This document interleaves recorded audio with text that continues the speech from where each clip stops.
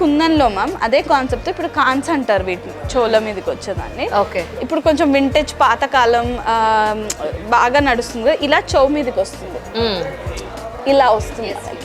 So ఇది ఏంటంటే ప్రతిసారి ఇంత హెవీగా పెట్టాం. సో ఇక్కడ డిటాచ్ చేయొచ్చు.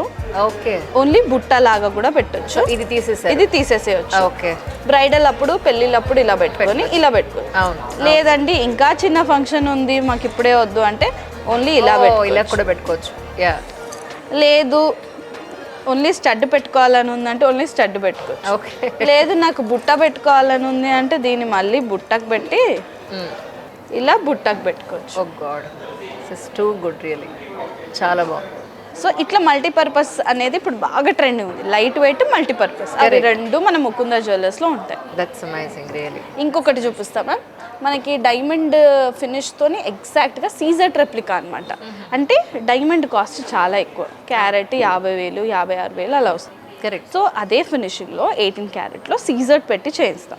సో మనకు డైమండ్ అఫోర్డ్ చేయలేనప్పుడు but still you want to wear that look. So ఇలా ఇది కూడా మల్టీపర్పస్, మనకి స్టడ్ తీసేసుకోవచ్చు అండి. ఓన్లీ ఇలా బుట్ట స్టడ్ కూడా పెట్టుకోవచ్చు. డైమండ్ సెట్స్కి బాగుంటుంది. అవును అవును. ఇలా ప్రతి జ్యువెలరీలో మనం ఏదో ఒకటి ఇన్కార్పొరేట్ చేస్తాం.